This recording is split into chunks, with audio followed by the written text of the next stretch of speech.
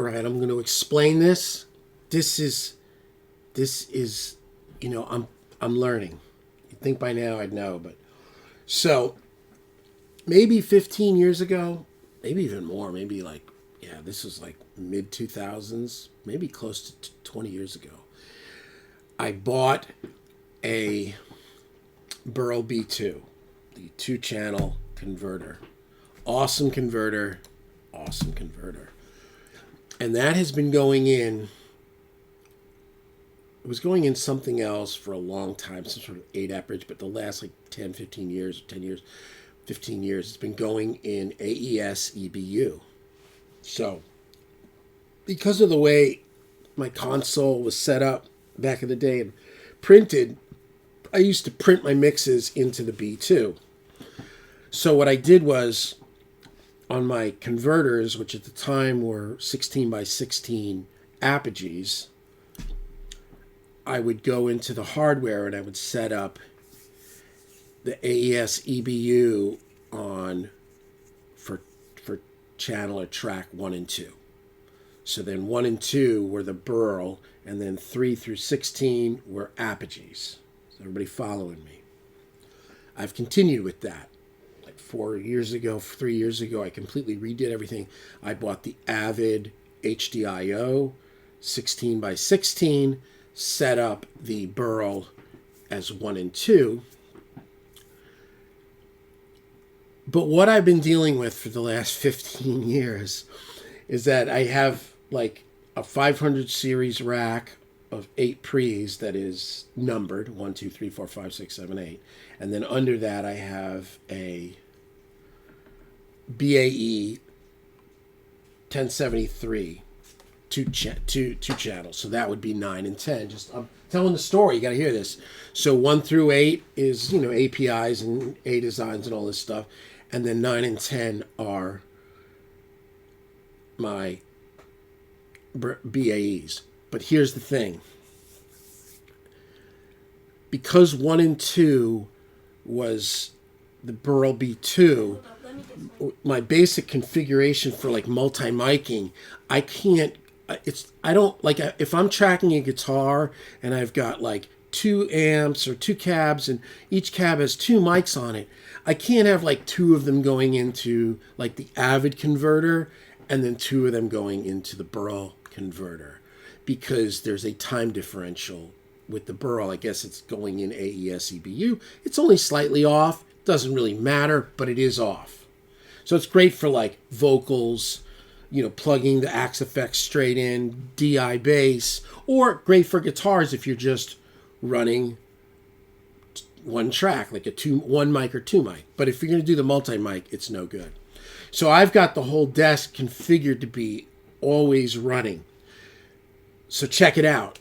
So I've got 1 and 2, now our 500 series, 1 and 2, APIs, 3, 4, A Design Red, 5, 6, Jensen Transformer, Aphex, and then the rest are just Midas. They're just utility ones. But here's the way it worked. Stay with me. Channel 1, API 1, inputted into 3. You see what I'm doing? Because I can't put it in 1 and then put 2 and 2 and then 3 and 3, because then 1 and 2 will be, 3 will be out of phase with 1 and 2, because 1 and 2, remember, was the Burl B2.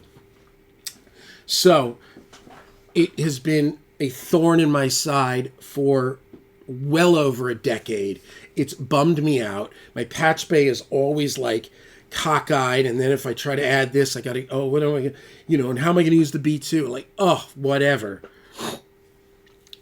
So today I'm trying to figure out, like, because I'm setting up this mic for writing this week, and also something was going down and I was trying to move this over, and and I'm trying to crisscross things, and so I sit down to do my voice lessons. I la la la la la, and I'm like, I'm inside. I'm like, oh la la la la la, and then I'm like, wait a second.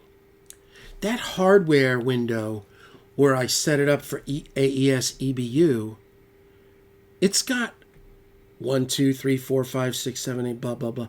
I said, I bet I bet I could set up the Burl on 15 and 16. And then 1 through 14 will just ride straight in, right? And then if I want to use, 15 and 16, which is the Burl B2, I can. The inputs are right there. But then what happens in theory would be one would be, my API, which is in 1, would go into input 1. This would make it a lot easier because I do large guitar tracking, and it's a scooch. It's a scooch. So in the middle of the lesson, I stop.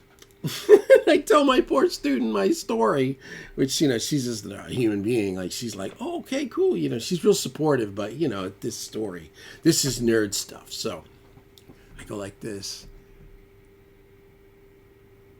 I go like this. And I'm like, it was here. See, AES-EBU? It was here. So what that did was that killed analog 1 and 2 out of the Avid convert. Didn't work. Instead, it shot to the Burl. And I went like this. And I hit the thing. And I moved the cables over. And I went, hey, hey, hey. And there was sound. And it worked. This, oh my God. I couldn't believe it. I couldn't believe it. And all I wanted to do was trick it out.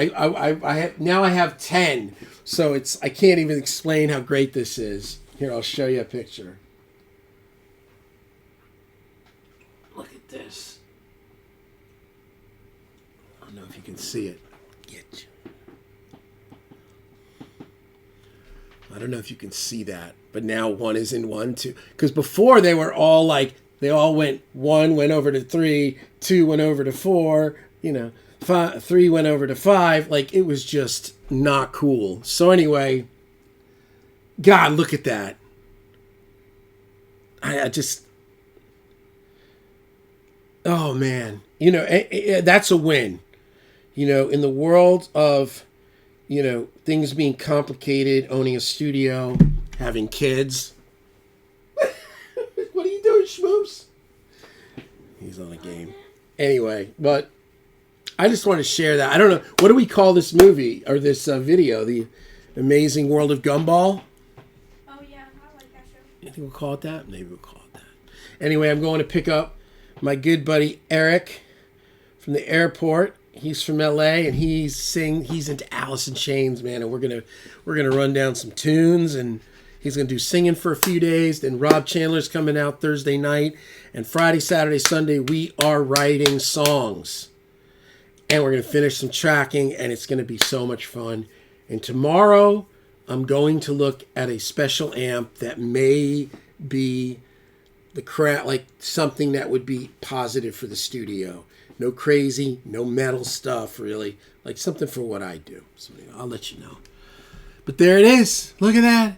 15, 16, AES, EBU. So now 1 through 14 is just straight. Meaning all the patch bay, everything's just like this. Easy.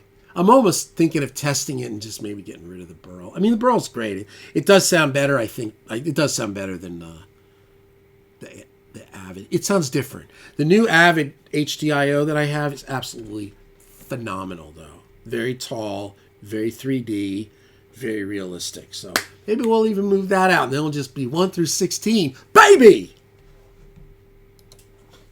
What'd you think of that? And I said, baby, at the end.